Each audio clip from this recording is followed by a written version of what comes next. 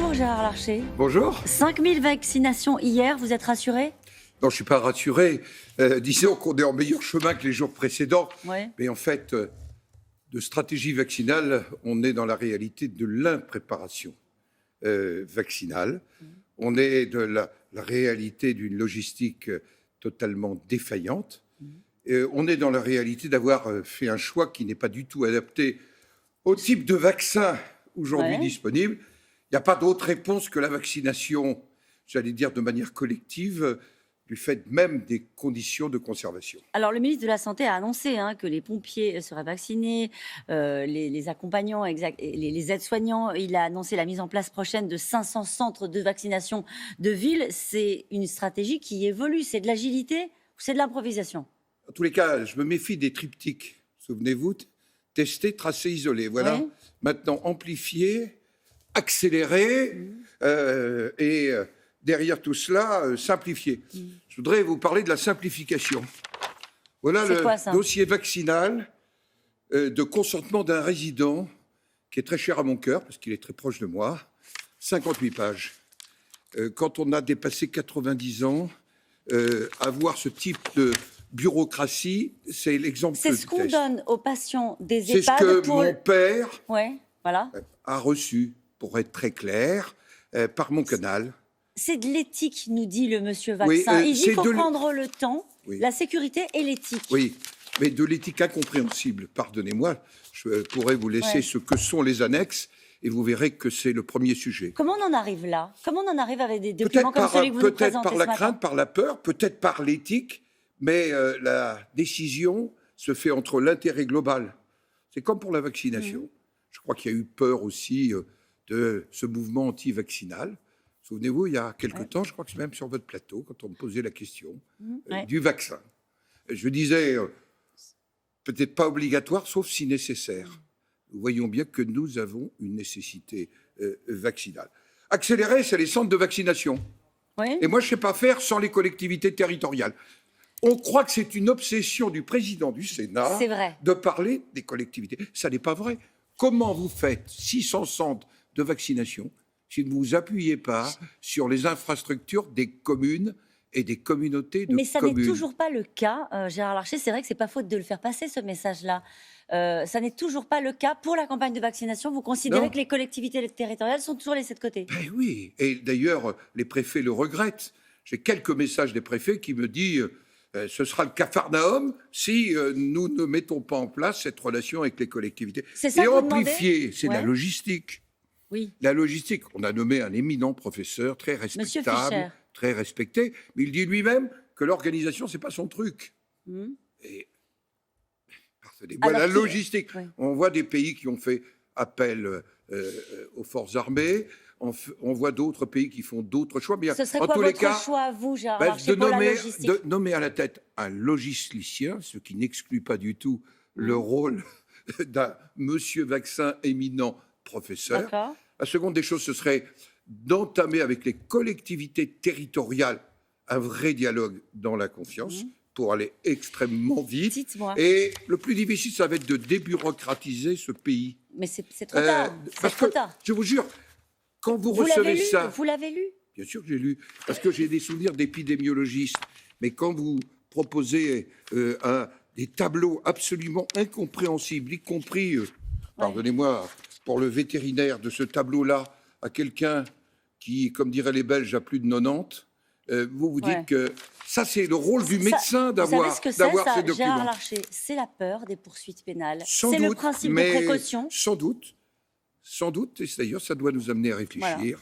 Je l'ai déjà dit, on ne peut pas vivre dans l'exécutif sous la menace permanente d'une judiciarisation qui empêche la décision. Et là, c'était un point de vue que je partageais avec l'ancien Premier ministre Édouard Larcher, Philippe. on vous l'a présenté, cette stratégie de vaccination, au Parlement. On vous a dit comment les choses allaient se passer, quel était le calendrier. On n'a pas entendu à l'époque de voix s'élever pour dire il faut aller plus vite, il faut faire des centres de vaccination. Non, mais je reprends les mots du Premier ministre à l'Assemblée nationale, puisqu'il était cas contact, et il a été remplacé par Olivier Véran le lendemain au Sénat. Il dit « Nous aurons plus d'1 million de doses de vaccins avant le 31 décembre 2020. Nous en aurons plus de 600 000 avant le 6 février. » Tiens, le 6 janvier. Mm. Nous sommes aujourd'hui le Ouais. 6 janvier. Les doses ne sont pas là. Et si, je pense que nous D'accord. avons les doses. Le problème, c'est qu'il faut passer de la dose à l'administration de la dose. C'est une affaire de logistique, c'est une affaire d'organisation. Et nous revenons à nos centres de vaccination, Ouais. nous revenons à l'acheminement et nous revenons à la rapidité du consentement. Ouais. Quand vous apprenez que l'agence McKinsey, l'agence américaine de conseil, aurait été sollicitée pour réfléchir à la campagne de vaccination, vous dites quoi? C'est la faillite, la démonstration d'une forme de faillite de Vu le l'État? nombre d'agences, de comités concrets, c'est d'ailleurs le dernier gadget. Au lieu de rendre compte au Parlement, on va créer un comité tiré Citoyen. au sort. Je crois qu'il faut se rappeler encore, je ne cesse de le dire, article 24 de la Constitution, c'est Ouais. le Parlement qui vote la loi, qui contrôle le gouvernement. Ça sert à rien, le Qu'il y comité ait un citoyen? bureau, qu'il y ait un cabinet d'études, Bon. ça ne serait pas le premier gouvernement D'accord. qui fera appel à un cabinet d'études. En tous les cas, si McKinsey a conseillé cette stratégie, McKinsey est dans l'échec. Sur le comité citoyen, ça ne sert à rien. C'est la démocratie Je participative. pense que c'est l'idée surtout pour les gens dans qui ce vous regardent. moment. Pardonnez-moi, je termine. moi- C'est l'idée pour les gens qui vous regardent, Gérard Larcher, de se dire on est associé aux décisions parce que le Parlement c'est bien, mais parfois on a l'impression qu'on ne nous écoute pas. Écoutez, ils n'ont qu'à parler à leurs parlementaires. Bon. C'est le rôle de la proximité. Et croyez-moi, moi qui tiens des permanences chaque semaine, y compris les permanences téléphoniques en ce moment de confinement, je peux vous dire que c'est assez simple quand on a la volonté qu'il y ait un dialogue entre un Qu'est-ce parlementaire que vous et les attendez, citoyens. Gérard Larcher, du gouvernement dans les jours qui viennent? D'abord qu'il se reprenne sur ces sujets, qu'il aille négocier avec les collectivités territoriales qui sont prêtes. Ouais. Regardez tous les propos des élus, qu'ils soient élus régionaux, départementaux ou qu'ils soient Négocier élus quoi? communaux. Négocier quoi? Ben, l'organisation des centres de vaccination. On donne la main aux collectivités Et pas la locales. main. C'est un travail en D'accord. commun qu'il faut conduire. Il faut déconcentrer. Hier, c'est le président du conseil départemental d'Indre-et-Loire, Jean-Gérard Pommier, Ouais. qui recevait le président de la République. Il a dit quoi? Ce que nous ne cessons de dire. Il faut déconcentrer au préfet dans un dialogue avec les élus. Vous avez souhaité, vous avez présenté vos vœux hier, vous avez souhaité que cette année soit une année réparatrice. Qu'est-ce qu'il faut réparer? La fracture dans le pays. En premier. Les fractures dans le pays. Les fractures dans le pays entre les territoires. Les fractures dans le pays entre des citoyens qui ne se font pas confiance, qui, par exemple, sur la question vaccinale, ne se disent pas, bien sûr, je me protège, mais en même temps, en me vaccinant, je protège l'ensemble de la collectivité. Regardez, tous les pays ont fait un choix qui est logique, protéger, j'allais dire, les plus vulnérables. Quand vous arrivez dans un taux de vaccination aujourd'hui, par exemple en Israël, de 45% des plus de 65 ans, vous voyez bien qu'on s'approche d'une protection. Et vous voyez bien que l'acte individuel est en même temps un acte collectif.